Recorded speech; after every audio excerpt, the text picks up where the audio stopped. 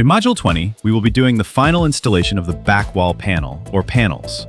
For a single back wall panel, apply a heavy horizontal bead of translucent adhesive/sealant on the face of the back wall shower pan skirt at 3 inches above the shower pan. Install the back wall panel like you did when test fitting. Continue to Module 21 for a 2-panel back wall. In this module, we will be using 2-part epoxy.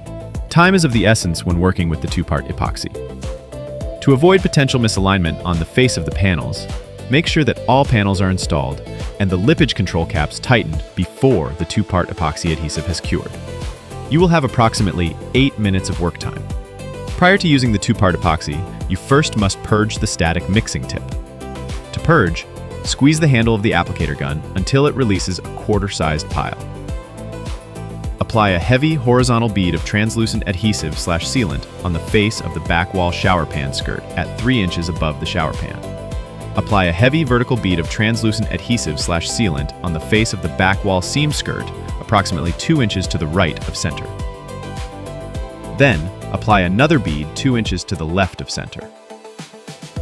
Apply a heavy vertical bead of 2-part epoxy on the face of the back wall seam skirt approximately 1 inch to the right of center. Then, apply another bead 1 inch to the left of center. Install the back wall like you did when test fitting. This time, you will install all the screws on the back wall bracket to the return wall. Make sure you have no lippage between the panels.